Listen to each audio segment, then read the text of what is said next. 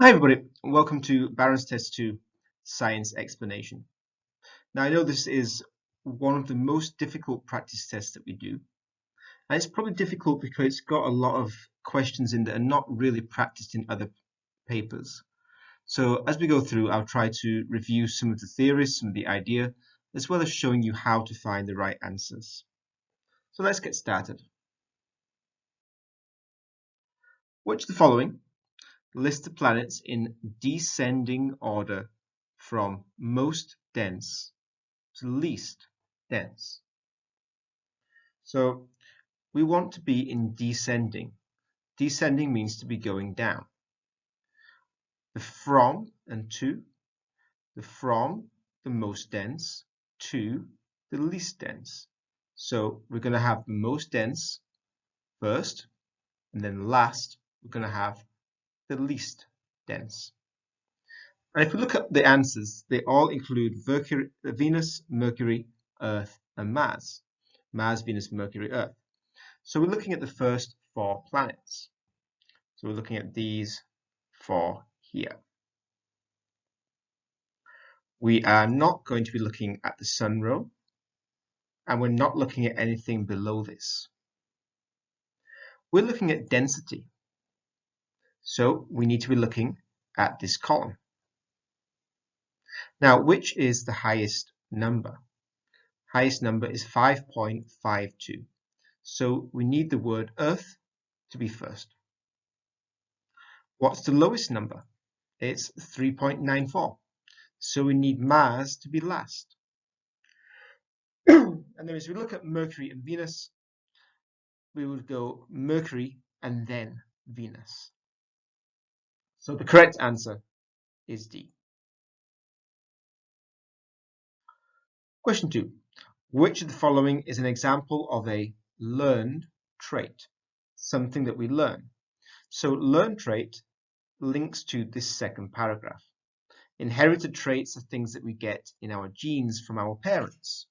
But learned traits, like their name suggests, are behaviors that are learned through experience. Now, do we learn our height? No, our height comes from our genes. Sharpness of vision means how well we can see. Well, that would be something that we're born with. Some people would wear glasses, other people would not. That's probably partly coming from the genes. But we have the ability to learn how to speak, not learning how to speak, but the ability to learn how to speak. So the ability to make sounds with our mouths. So that's not something that we learn, that's something that everybody is born with, or almost everybody is born with. If you think about babies, they can make sounds. In fact, babies, they can distinguish between thousands of different sounds that adults cannot. They are born almost like a universal receptor. They can understand sounds from different languages, but then they focus on the languages from their own culture.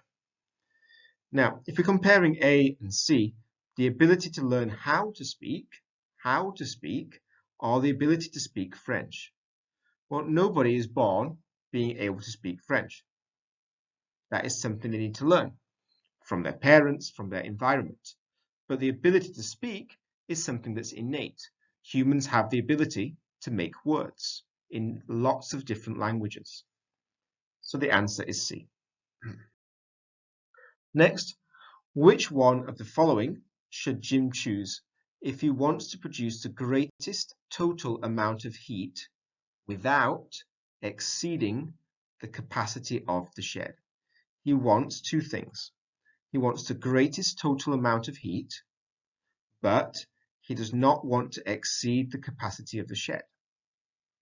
Let's look at the passage to find out what the capacity is. Jim heats his home by burning firewood. His woodshed can hold up to 5 cords of wood, maximum of 5 cords of wood. So anything over 5, we would have to remove, but there's nothing over 5. And the shed floor can support up to £500. So let's look at each one first. Let's look at the weight first. So answer A, 5 cards of apple. So we're looking at apple. If the weight was 4,100 and we had 5 of them, 5 cards, because this is one card, if we had 5 of them, well, 4 times 5 is 20.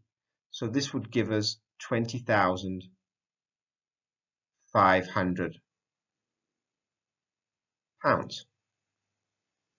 The maximum is £16,500. So he could not have 5 cards of apple. We also have apple in answer C. So let's check the weight for answer C. 4 times 4,100 would give us 16,400. And that is just under the maximum weight that the shed can hold. So answer C is okay for the weight. How about the elm? 5 cards of elm. Well, elm is 3,050 times by 5 would give 15,250. That's also okay for the weight. And then the white oak is 4,010, and if we multiply that by 4, we get 16,040. So these three are all okay for the weight. So now we need to go back to this part of the question. He wants the greatest total amount of heat. Well, how do we work out the heat value? Well, we have heat value here. So if we have apple and we have 26.5, if we times that by 4 for answer C, we would get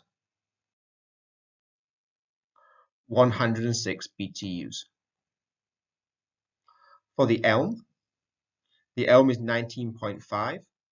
If we times that by 5, we would get 97.5.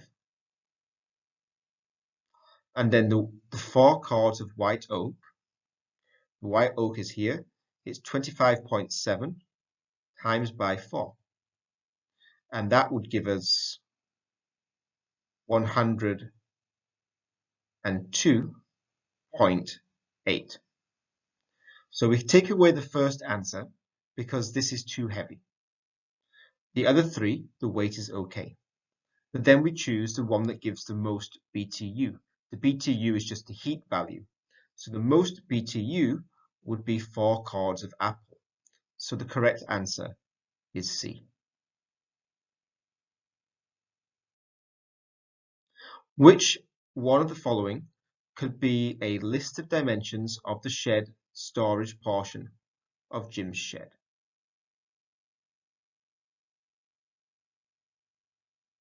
Well, we are told that there is 128 cubic feet of space.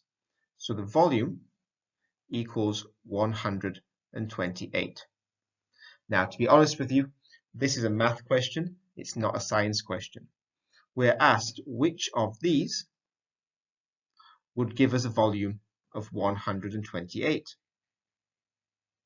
Well, the first one, 8 times 8 is 64, times by 10 would give us 640.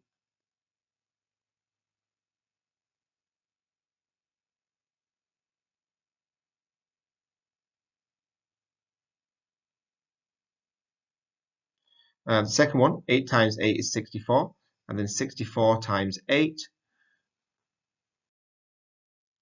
is 512. And then 6 times 10 times 8, well, 6 times 8 is 48, times 10 is 480. And then 8 times 8 is 64, and 64 times by 6 is 384. Now, none of these answers match the 128. So we need to think, is this correct? Well, look at this symbol here. This symbol is 1 star, so we go here. So this is 1 chord. If we go back to the beginning of the passage, it says the woodshed can hold 5 cords of wood. So if this is 1 chord, we need to multiply this by 5. And if we multiply by 5, we get 640. So the total volume of the shed is 640 feet cubed. So answer A would match. This is a really difficult question. I don't think you'll get anything like that in the science exam. But you look at the information that you have. We see cubic feet here. We know that we have 3 dimensions here. So this has to be the volume. Dimensions also mean volume, the size. But when we don't get an answer that matches, we have to go back and read the beginning to see if we have missed anything. Like we missed here, that the woodshed can have 5 cords, not 1 chord. Now, according to the table, how many BTUs are produced by burning 2 cords of white pine? So the white pine has 14.3 BTUs, but there's 2 of them. So it's 14.3 times by 2, which gives us 28.6. But this is times 10 to the power 6. So times 10 to the power 6. Now what this means is that we need to move the decimal place, which is currently here, 6 places. So I move it 1 time, 2 time, 3 time, 4 time, 5 time, 6 time. So we need to have 1, 2, 3, 4, 5 zeros, and then the 6. This is 28,600,000. So the correct answer is D. If you're not clear on scientific notation, then you can ask me or ask one of your friends to explain it to you. It does come up sometimes in science, and it also comes up sometimes in mathematics. So please make sure that you are clear. But at a basic level, if you times by 10 to the power 6, then you move the decimal places 6 places. If it's minus, then you would move it this way instead. Now this type of question could quite easily come in the exam. What type of wood has the medium density? So we need to be looking at density, which is here, and we need to go in order. If we put them from the smallest to the biggest, which one is in the middle? So the biggest number, if we look down the list, the biggest number would be 48.7. So let's take away that first. The smallest number would be 26.3. So let's take away that. The next biggest number, we have 47, 43, 44. So 47 would be the next biggest. The next smallest would be 34. The next biggest would be 44. The next smallest would be 35. So we need the answer white ash. The correct answer is C. And I hope you all got that correct. This is just a straightforward median question. But make sure you remember the difference between mean, mode, and median. The mean is the average when you add them all together and divide. The mode is the most common. And the median is the middle number when you put them in order from the smallest to the biggest. Now, Niemann-Pick disease is a recessive genetic disorder. A person must be born with 2 copies of the gene to develop the disease. People that have only 1 copy are carriers. So we could say this person would be a carrier. This person would not have and would not carry. This person would have the disease because they have the two recessive genes. So which of the following couples could potentially have a child with the Niemann-Pick disease? So one parent has Niemann-Pick disease. So that means that they have two recessive genes. The other parent is not a carrier. So not a carrier means they have no recessive gene. So all of the children would be carriers, but none of the children would have the disease. For B, neither parent is a carrier. So if neither parent is a carrier, they both have homozygotic dominant. So there is no recessive allele there, and the children, none of them will even be carrier. They will just have the normal gene. For C, one parent is a carrier, the other is not. So for C, one parent is carrying, the other is not carrying. So here we get a bit more variation. One child would not carry, one child would carry, another child would not carry, another child would carry. But none of the children would actually have the disease. But for D, if both parents are carriers of the disease, so each parent has one dominant allele and one recessive allele. So we would get an offspring with dominant allele only. We would get offspring that carry. But we could also get an offspring with the disease. If both of the parents who were carrying the recessive allele gave it to the offspring, that child would have the disease. So the correct answer is D. When you get a question like this, some of you can do it in your head very quickly, but others may be not sure. If you're not sure, then you should do a Punnett square. And if you do the Punnett square, you cannot really go wrong. As long as you put the correct genes for each parent, then you will see the gene combinations for the offspring.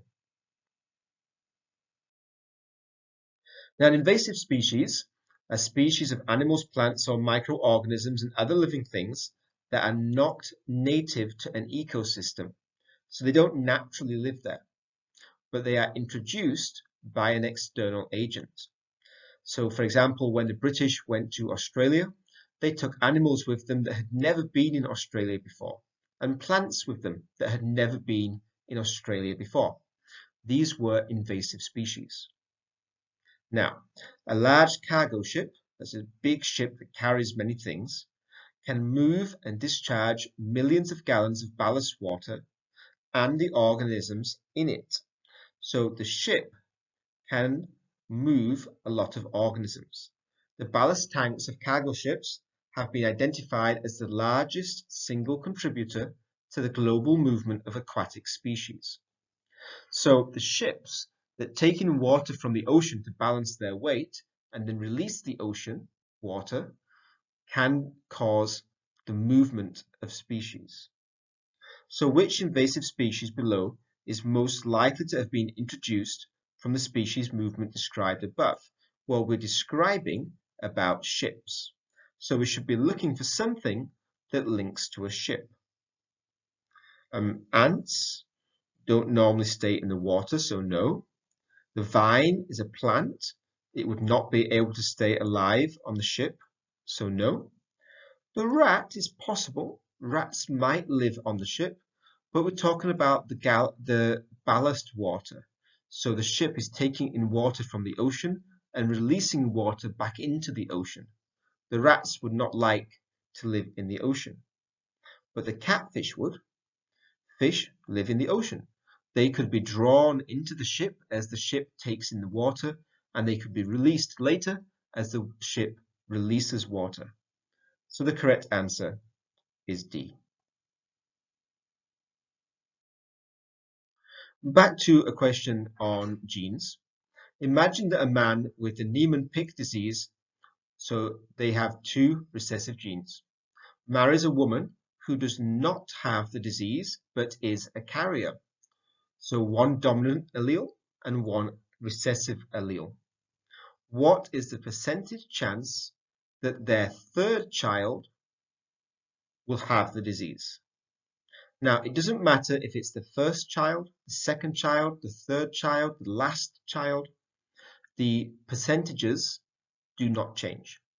The two events are independent events. So even if the first child had the disease or did not have the disease, that does not change the percentage chance for future children. So we can forget about this. This bit is just there to confuse you. All we need to do is make a Punnett square. So we can put one parent at the top and the other parent on the side. From this parent, they would get one good allele and one bad allele. From this parent and this parent, they would both get the recessive allele. And then here, it would be the same, one dominant allele, one recessive allele. Here, it would be two recessive alleles. So the chance to have the disease means two recessive alleles. So it is 2 out of 4, which is the same as 50%. So question 10. We have some text to read and also a diagram. But that's quite a lot of information. And so we should really start by looking at the question. In an ecosystem, the producers capture a total of approximately 8,000 kcal of energy from the sun. According to the information above, how much energy would likely reach the tertiary consumers? Well, we can see that on average 10% of an organ's energy is transferred to the next when it is consumed.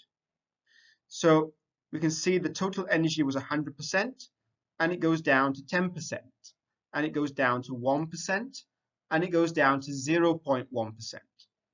So if we're starting with 8,000, 10% of 8,000 is 800. 10% of 800 is 80. And then 10% of 80 would be 8. So the correct answer would be C, between 7 and 9 kcal per meter squared per year. In the table above, which of the following data sets best reflects the level of a pyramid energy? So we start off with 100%, 10% goes up, we have 10%, 10% goes up, we have 1%, 10% goes up, we have 0.1%.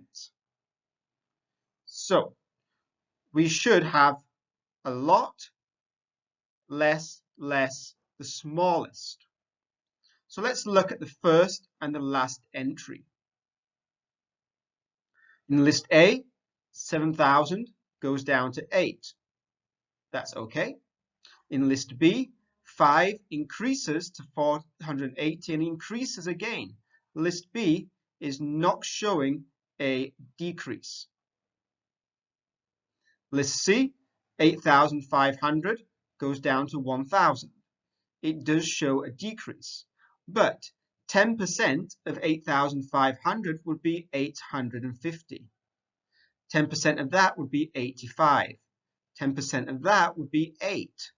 So it's not 10% each time. Each time it's about 50%. So list C cannot be correct. For D, 4,800, 475, 46.5, this looks quite good.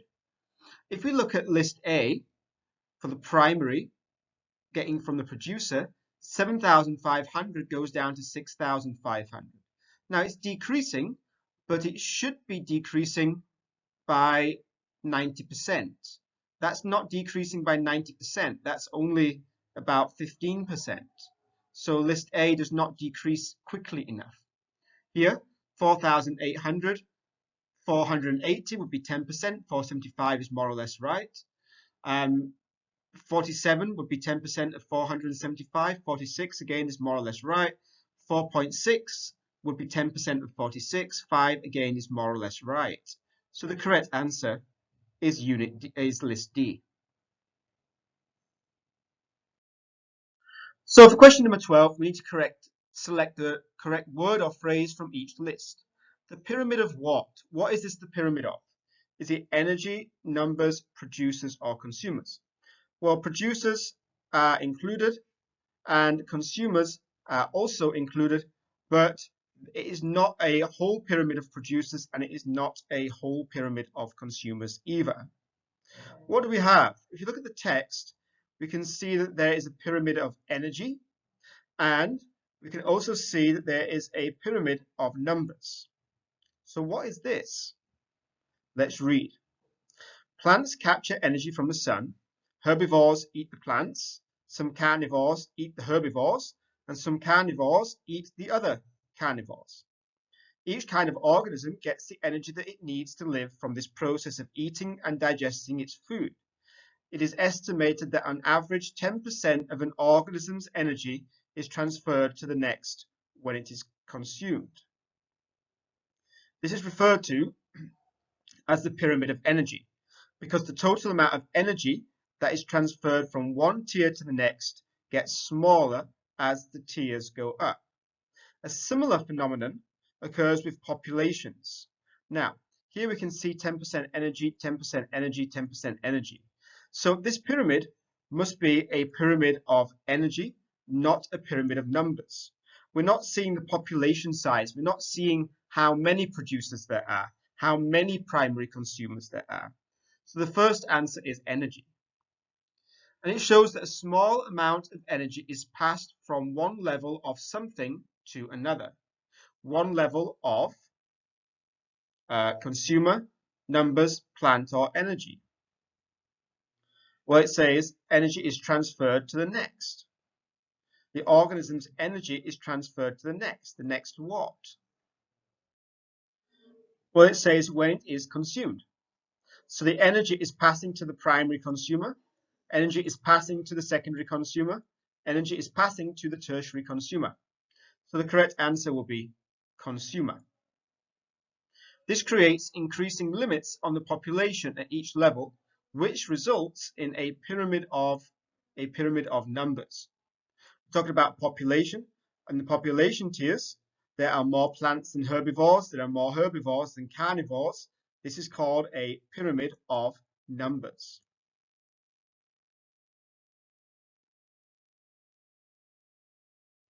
Question 13. Based on the graph above, what was the average increase in the atmospheric CO2 between 1980 and 2010? So 1980 would be here. So we go up and we go across. And then 2010, we have to go up, probably more carefully than I'm doing on the computer. We go up and then we go across like that. So in 1980, we can see that there's 83, 84, 85, 86. Note, these are increasing by 4, and there are 3 small points in the middle. So each of these is 1 year. Make sure you do work out what the scale is. So because it increases by 4 and there's 3 separate points in the middle, we need to go for this middle one here for 1980. Then we have 1, 2, 3, 4, 5, 6, 7, 8, 9, 10. And it's going from 330 to 340. So each of these will be 1. So if we've gone across carefully, 31, 32, 33, 34, 35, 36, it's about 337.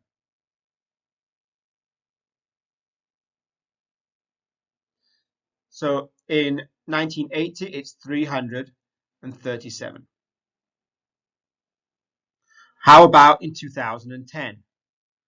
81, 82, 83, 84, 85, 86. It's about 87. So 387 minus the 337 shows that over the time period, the carbon dioxide increases by 50 parts per million. How many years is that? 80 to 90 is 10 years, to 2000 is 20 years, to 2010 is 30 years. So it's 50 divided by 30. So it's 5 divided by 3, which will give us the answer 1.67. So the answer would be between 1.5 and 1.9.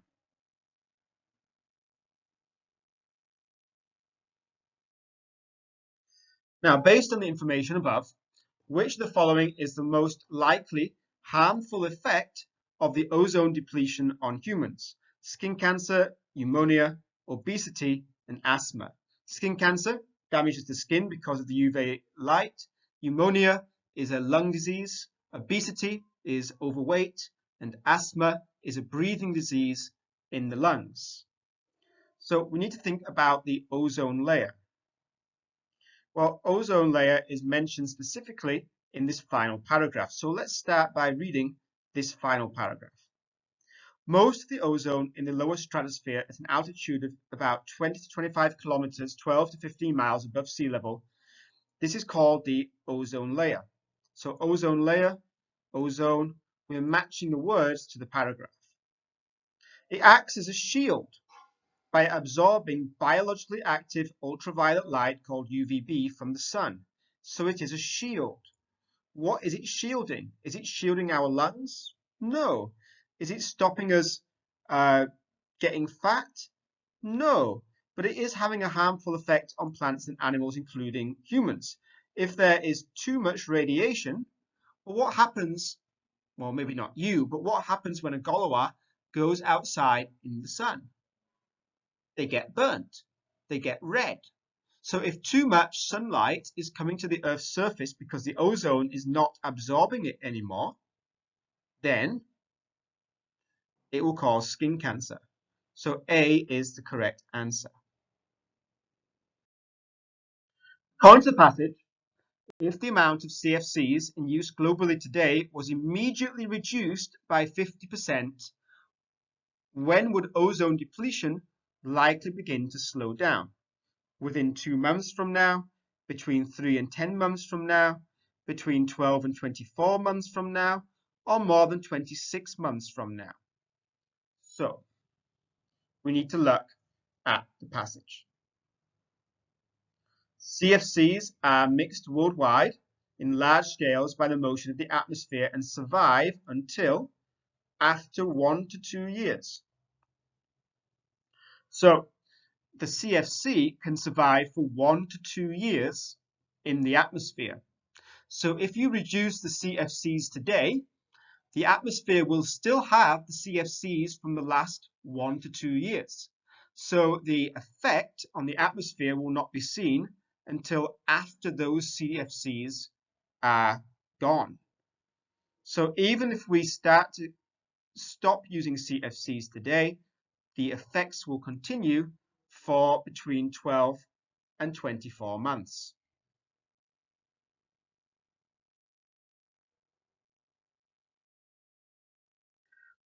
Based on the information above, which of the following would increase the rate of ozone depletion? A restriction limiting the use of CFCs, an increase in the use of propellants in spray cans, an increase in the number of halons in the industrial process, or an increase in the amount of UVB radiation reaching the surface of the Earth. Well, ozone depletion causes an increase in the amount of UVB radiation.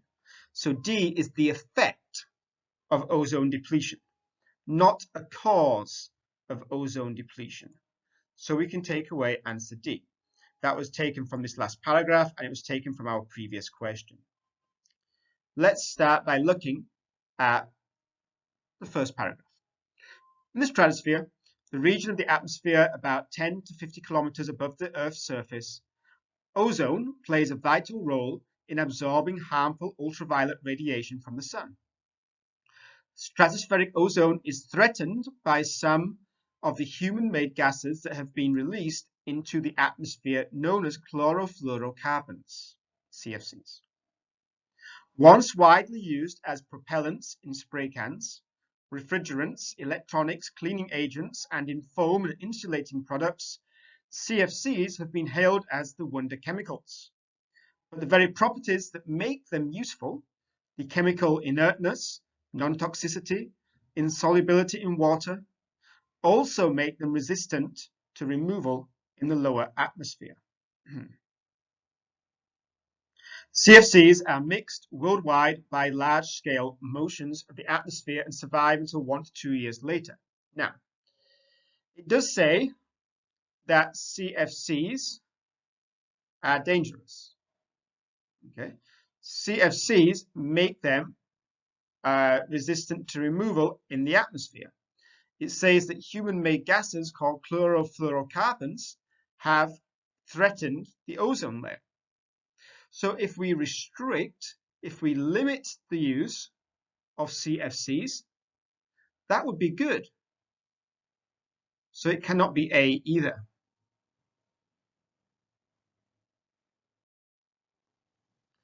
So we have to think very carefully about B and C. It does say that propellants used to have chlorofluorocarbons. It says once, so in the past, they were widely used in propellants in spray cans. Does it say that propellants in spray cans still use chlorofluorocarbons? No. Now, if we're looking at answer C, we need to look through the passage until we find this word halons. And halons is actually in the very last sentence. What does it say? Chlorofluorocarbons and halons are depleting the ozone in the stratosphere. So halons are bad for the ozone layer. So if we increase the use of halons, then that would be bad for the ozone layer. C is the correct answer.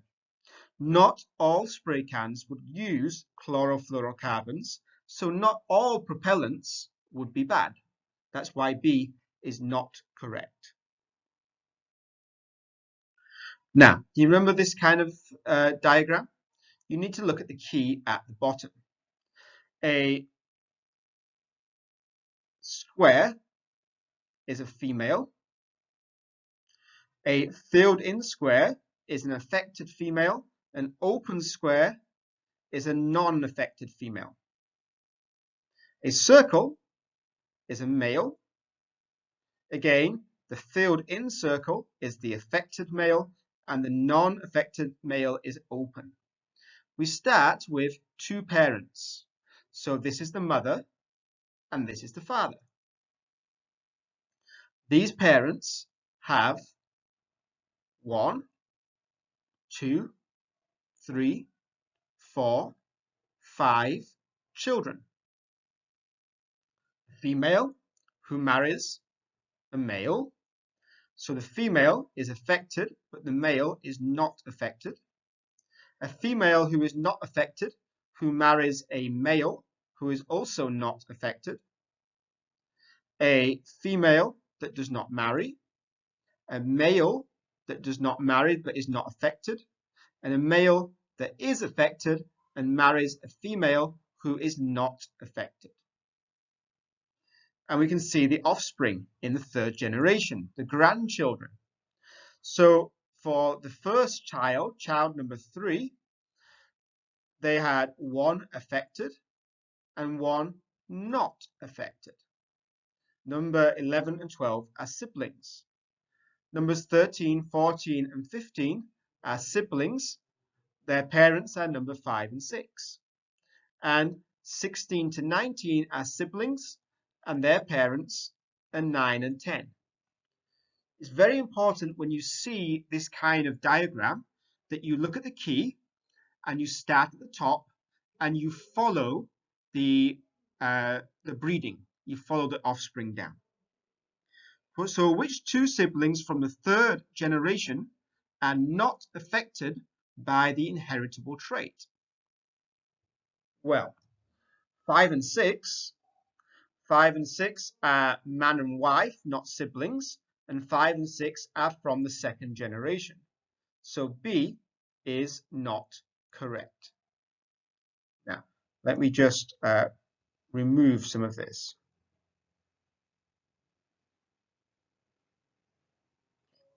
Then number 11 and number 16. So number 11 and number 16. Number 11 is affected. Number 16 is affected. So 11 and 16 are both affected. Also, 11 and 16 are cousins. They are not siblings. They come from different parents. So they are not siblings and they are affected. Number 14 and number 19. 14 and 19 are both open shapes, so they are non-affected. However, they are cousins, not siblings. The parents of number 14 are 5 and 6. The parents of number 19 are 9 and 10. But 13 is not affected, and 15 is not affected, and we can follow that they have the same parents. So the correct answer is D.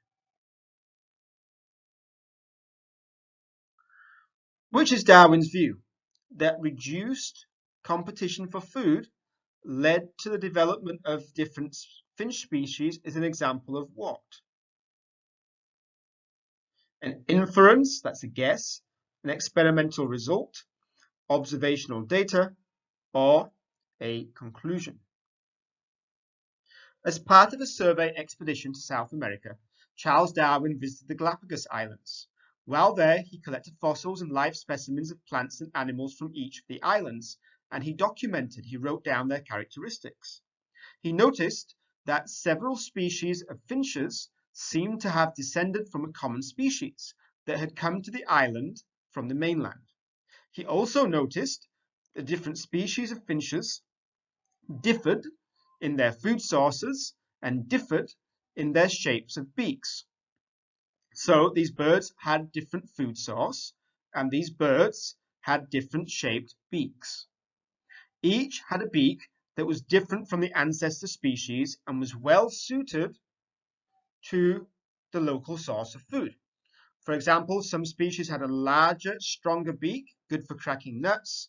Another had a long, narrow beak, good for digging into the cactus fruit. After consideration, he decided that there was a relationship between the available food sources and the adaptation in each new species. This is not an experiment. He is observing and then he is thinking. The observational data is just the description of the bird and the description of their food source. But the idea that the competition for food led to the development of the species, this idea, well, this idea is going to be an inference. So why is this an inference and not a conclusion? Well, he is imagining, he is reasoning. He does not really have enough proof to make it a sure conclusion. It is an inference. It is something that he is guessing. He is using the information that he has about the species and about their food sources to join the information together to guess about the relationship. That's why it's an inference. So the information that Darwin gathered about the finches, as described in the passage, is primarily what? Now, quantitative means with numbers. Quantitative means with numbers. So if you calculate the average height of all the students in the class, you have quantitative data. Qualitative means words, it means description. So if we do an interview and I write down everything from the interview, I have your words. This would be qualitative data. Experimental data means from an experiment you design an independent variable and dependent variable. He did not do an experiment. And is simulation based. Simulation is a man-made situation.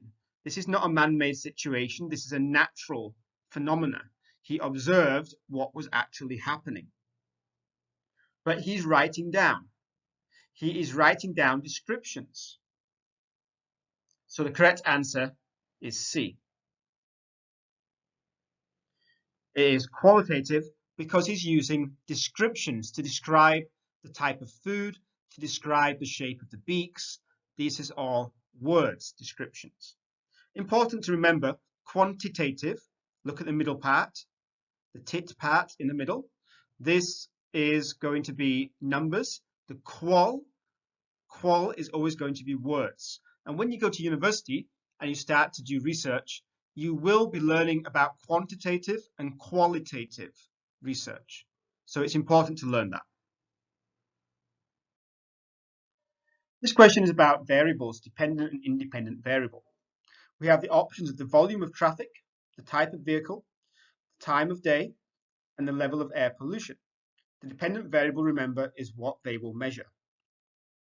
A pollution analyst wanted to study the effect of traffic volume on the level of car exhaust emissions in a certain highway.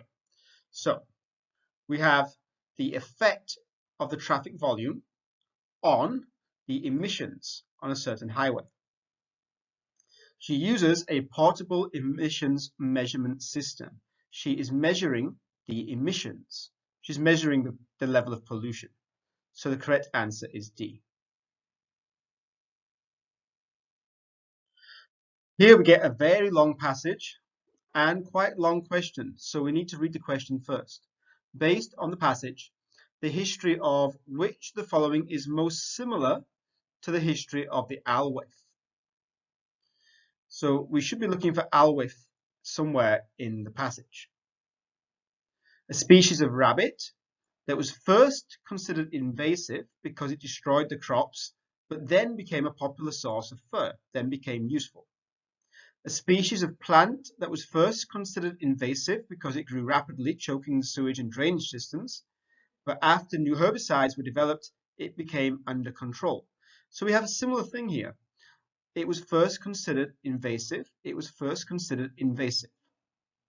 And the species of berry that was first considered invasive because it threatened to make the native berry plant extinct, but then it was discovered to be a better source of nutrition for the deer than the native berry. So the first one becomes useful for the fur. The second one becomes under control through methods of killing it. The third one becomes useful because it's a better source of nutrition for the deer. And the last one, a species of mussel that was first considered invasive. So again, they are all considered invasive first because the population grew rapidly, reducing the overall food supply for native fish. But then another species of mussels was introduced and the population, the first one, declined. So we need to look through the passage to try and find that word Alweth.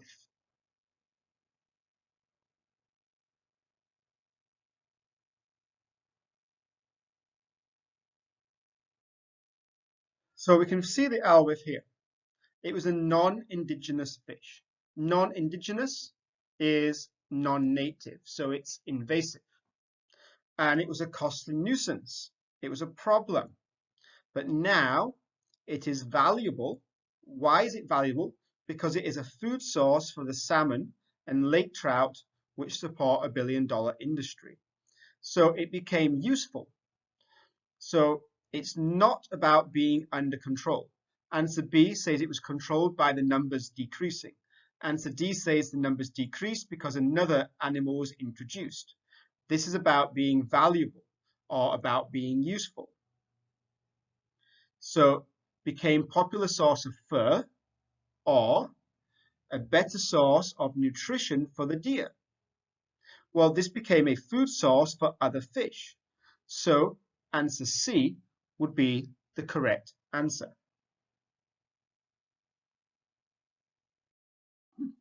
Complete the sentences by selecting the correct words or phrases.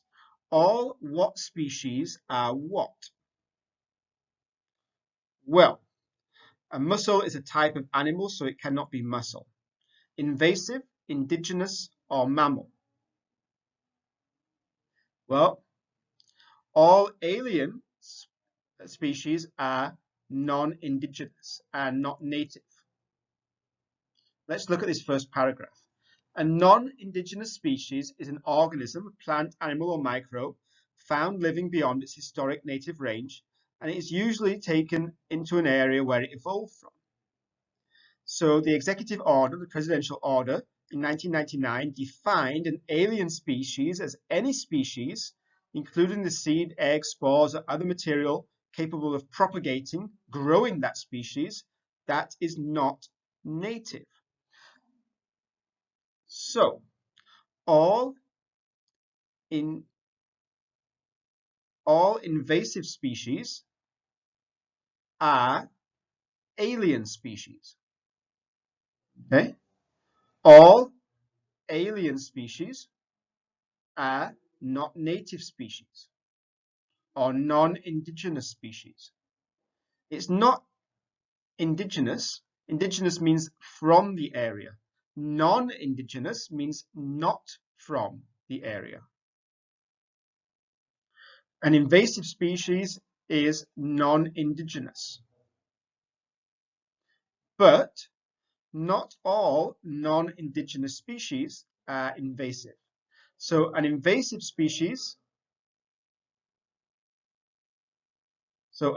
species is an alien species.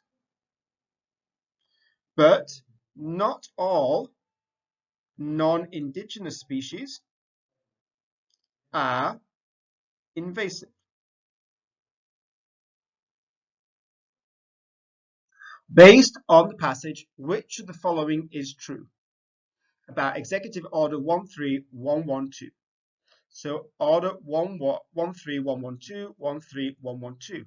We are looking at these first two paragraphs. The definition of invasive species in EO 13112 applies to all the species defined in PL 101636. Is that true? The language in PL 101636 defines as a nuisance all species covered in EO 13112. The definition of invasive species is the opposite definition of a nuisance. All the two apply to completely different animals. So, Executive Order 13112 defined an alien species as any species that is not native to the particular ecosystem. Public Law 101636 defined an aquatic nuisance species as a non-indigenous species that threatens the diversity or the abundance of native species. Similarly, the EO 13112 defined invasive species as an alien species whose introduction does or is likely to cause economic or environmental harm.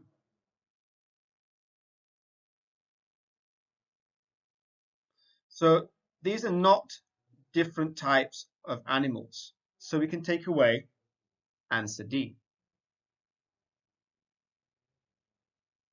Public Law 101 is about aquatic animals, only aquatic animals. So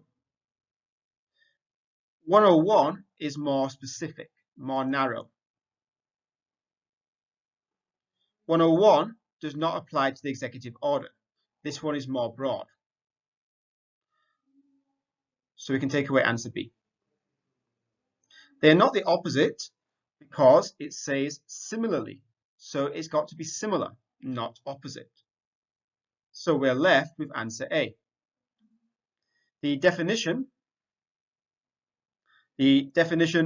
of an alien species is anything that is not native. This is very broad. It could be animals that live on the land or animals that live in the water. But the public law 101636 is only for the aquatic species. But aquatic species would be included in all the species that the first one mentioned. That's why answer A is correct. What's the main idea of paragraph 3? Exotic species are not always non-indigenous species. Non-indigenous species are not always invasive. Native species are always indigenous, or alien species are always invasive. Let's read the first sentence. An invasive species is also, by definition, non-indigenous, but not all non-indigenous species are invasive. For example, the chode, the chinook, the pink salmon are favored non-indigenous sport in the fish in the Great Lake, but they are not considered invasive or a nuisance. Invasive is a negative word. So not all non-indigenous species are invasive. So non-indigenous species are not always invasive. Answer B is correct. When you're looking for the main idea, you can start by reading the first sentence. That's normally the topic sentence. And the rest of the paragraph will normally give you details. Again, we have a really long passage. And actually, this time we only have one question based on this. According to the passage, oxygen makes up approximately what proportion of the Earth's crust? Well, we can see oxygen here is 47%. And it does say Earth's crust. It does say Earth's crust. So we can see from the passage, we have the Earth's crust, and it's mentioned here and here. That means that we don't need to read all of this to find the answer. Oxygen is 47%. 47 is just less than 50%. So the correct answer is almost a half. When you do get a long passage like this, make sure you read the question first. By reading the question, finding the key words from the question in part of the text, that means that you don't need to read the remainder of the text. Now, complete the sentences with words or phrases. Elevator A, B, C, or D had the greatest average speed, and elevator A, B, C, or E had the greatest average velocity. So what is the difference between average speed and average velocity? We need to look here. An object's average velocity is equal to the object's displacement divided by the motion's internal interval of time, duration. It considers only the object's original and final positions. So the velocity looks at the beginning and looks at the end, and it works out the difference. So for the 5th floor to the 1st floor, there was a displacement of 4 floors. For B, from the 5th floor to the 5th floor, there was no displacement. It finished in the place where it began. Displacement is the difference between the beginning position and the final position.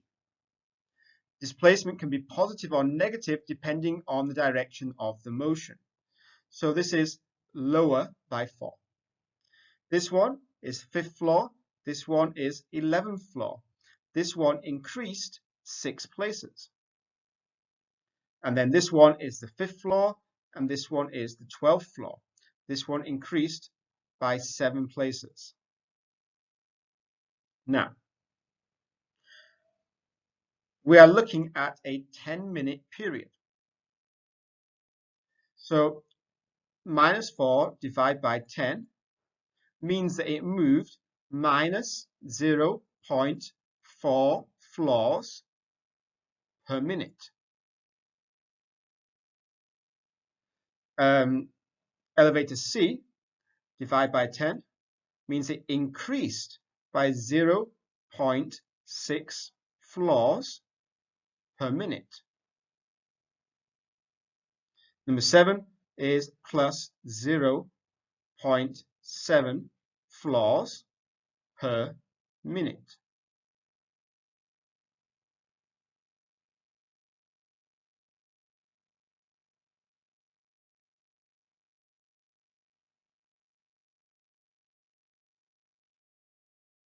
So the greatest velocity is elevator E. The speed is the motion equal to the total distance traveled divided by the total duration. Now, elevator A went from 5 to 1, so that is 4 floors traveled. Then it went from 1 to 12, so that is 12 floors traveled. Then it went from 12 back down to 1, so that is another 12 floors traveled.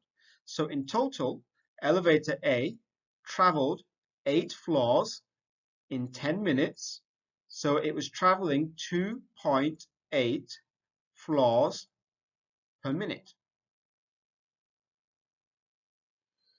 Elevator B went from 5 to 7, so that is 2 floors. From 7 to 4, that is 3 floors. From 4 to 5, that is 1 floor. So it traveled 6 floors.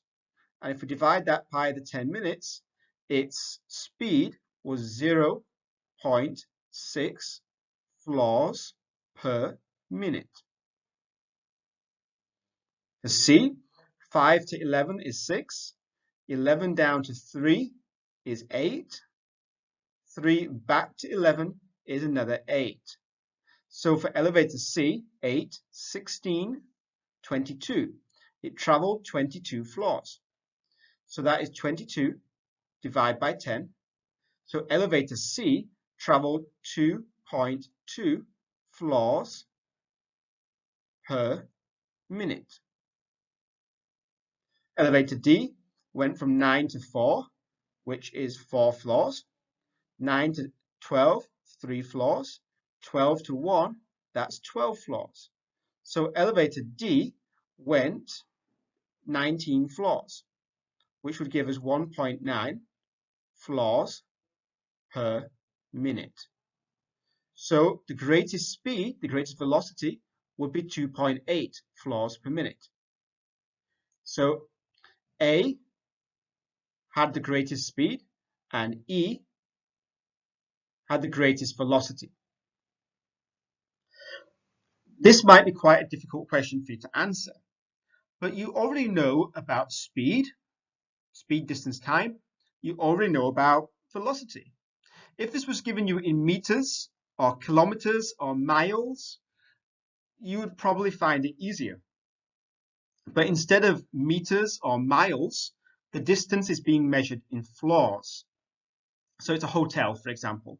In the hotel, it goes up 1 floor, up 2 floors. So instead of measuring in meters, we are measuring in floors. The passage explains the difference between velocity and speed. And so from the information that you are given, you can work out what is the velocity and what is the speed of each of these 5 elevators. Again, on this same passage, complete the words. Elevator A had a greater, a lesser, the same, or no average velocity compared to elevator D, but something average speed. Remember, velocity is a comparison of the beginning point and the end point. So elevator A went from number 5 down to number 1. It had a velocity of -4. Elevator D went from 5 also to 1, so they also went down -4. So they had the same average velocity. But how about the speed? We already said that from 5 to 1 is 4, from 1 to 12 is 12, from 12 to 1 is 12, so it was 28 divided by 10. So elevator A had a speed of 2.8 floors per minute. Elevator D went from 5 to 9, which is 4, from 9 to 12, which is 3, and from 12 to 1, which is 12. So it had a speed of 1.9 floors per minute. So elevator A had the same velocity, but a greater average speed.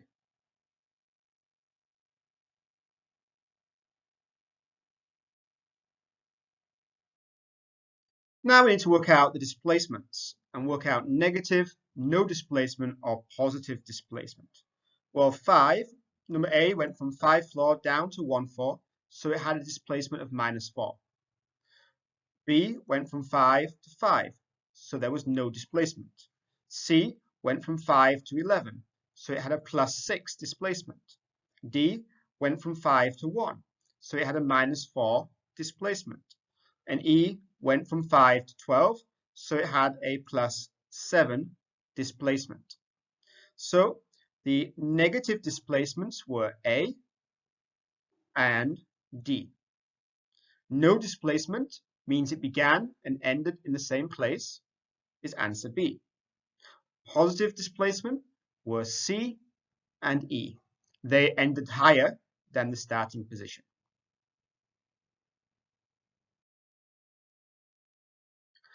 According to the passage, what is an example of a chemical change? The change from ice to water, the change from water to steam, the melting of butter, or the exploding of gunpowder. Well, how to distinguish between physical and chemical changes? The question is, has the composition of the substance been changed? So if it was the same before and after, the answer is no. So if there's a change in physical state between solids, liquids, and gases, that is a physical change, not a chemical change. So ice to water, this is physical. Water to steam is a physical change. Melting of butter, like melting of ice, is a physical change. The best answer would be the exploding of gunpowder. Answer D. The other key sentence comes down here. When the substance undergoes a chemical change, we have chemical properties. And then we have the example of gunpowder exploding. So gunpowder exploding is an example of chemical change. So D, again, is proven by the passage. According to the passage, what is the difference between chemistry and physics? Well, definition of physics and chemistry might give us a clue. Physics is the science that deals with those changes in matter that do not involve a change in composition. Chemistry deals with changes in matter that do involve a change of composition. So, they both involve matter, but one is looking at the change in composition. A, chemistry studies changes that affect matter, and physical studies change do not affect matter. No, both of them look at matter, but chemistry looks at changes to the matter composition. So A is wrong. B, chemistry studies the effect that the composition of matter, and physics studies changes that do not affect the composition of matter. So we can see, do not involve a change in composition, do involve a change in composition. B is the correct answer. C, chemistry studies changes that do not affect matter. Physics studies changes that do affect matter. Again, both of them study matter, but they're looking at the composition. And then D is the opposite. Chemistry studies changes that do not affect the composition of matter. Chemistry do involve a change in the composition of matter. So again, this is a very long passage, but we only need to read this bottom section here to find the answer. And then it involves a close reading.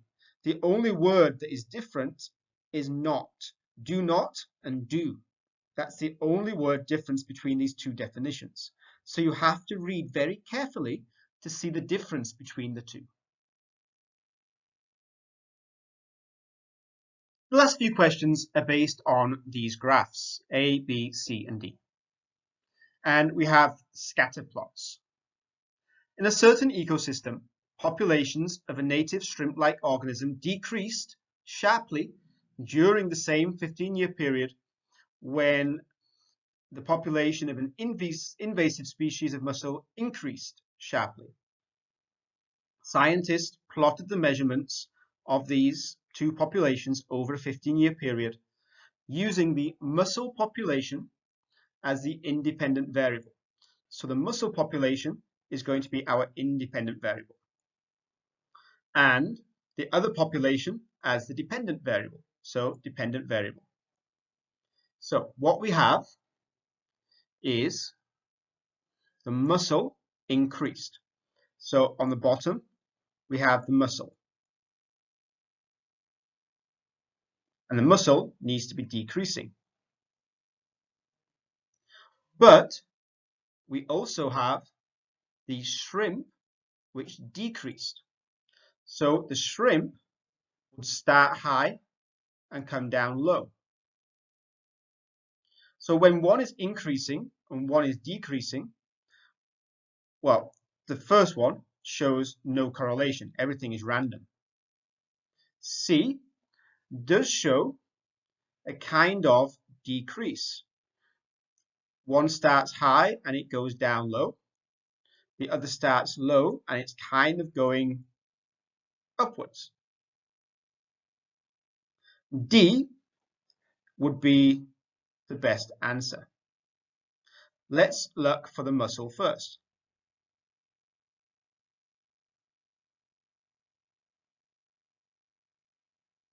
At the beginning, it was 1, and then 3, then 5, then 8, then 9. So the mussel is increasing. The shrimp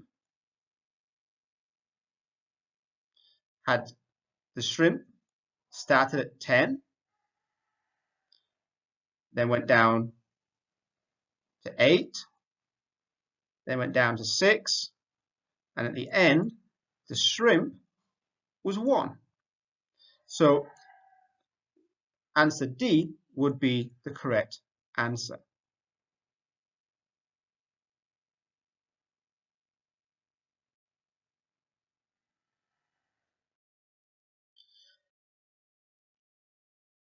All the following statements about the plots are true except what?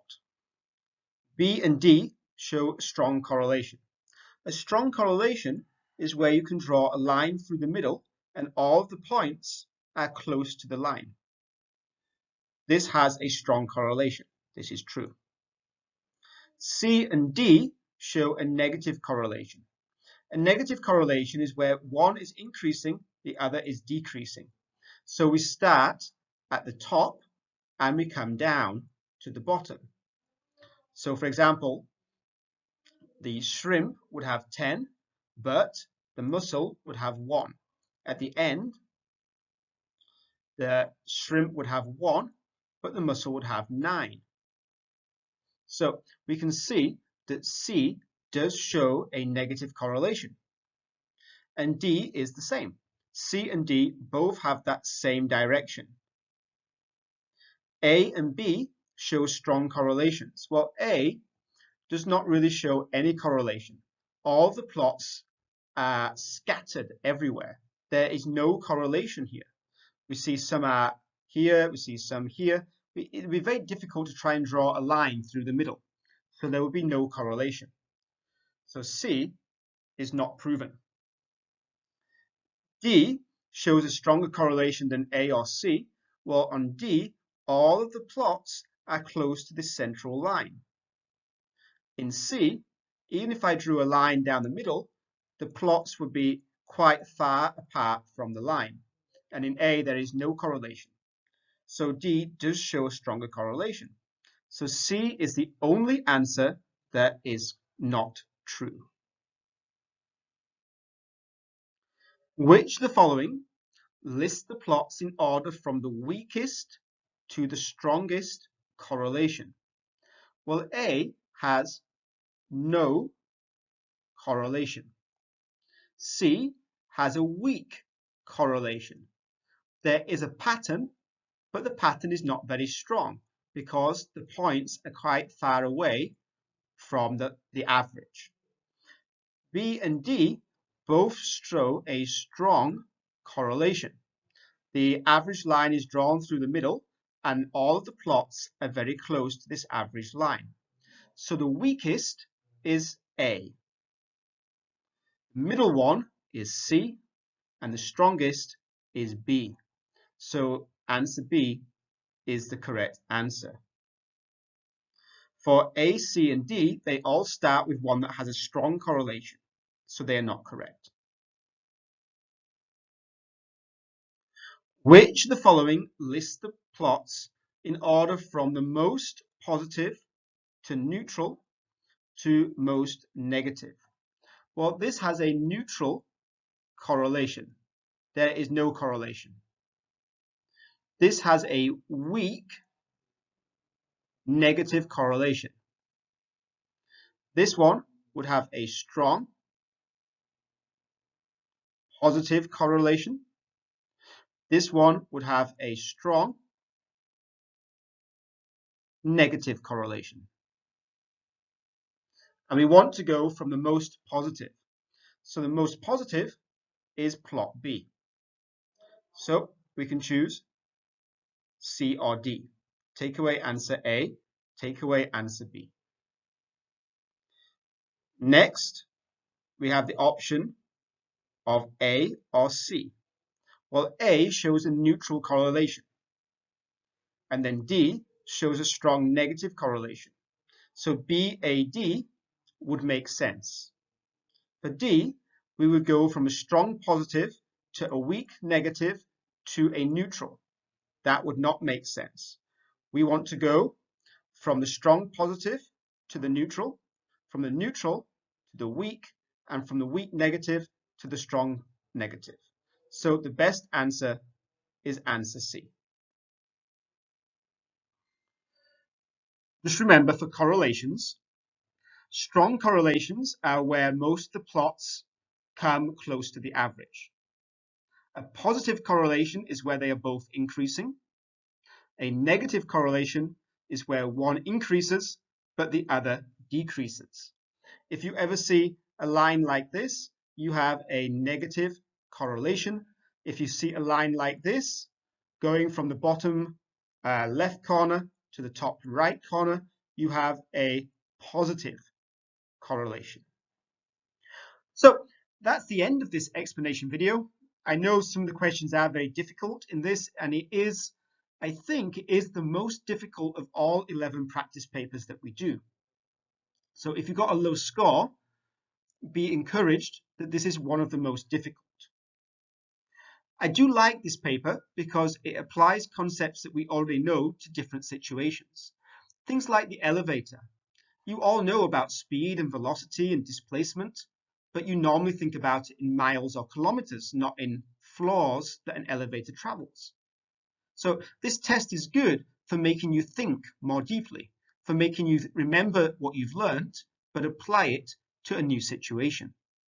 I also like this paper because some of the passages are quite long, and so it's good preparation for the exam, because in the exam you may have some quite long passages. And I think this idea of correlation is not tested very much, but it does sometimes come up in the practice exams, so it's good if you have knowledge of correlation. Remember, these tests are always open. Only the first time will count towards your final grade, or the final grade that I record anyway, but all the practice papers that you've done remain open. So if you want to practice this one or any of the previous papers again, you can go back onto Moodle and try whenever you like. Good luck, keep studying, keep trying to revise that process of answering questions and learn some of the key concepts and key vocabulary. Osu lasai kode.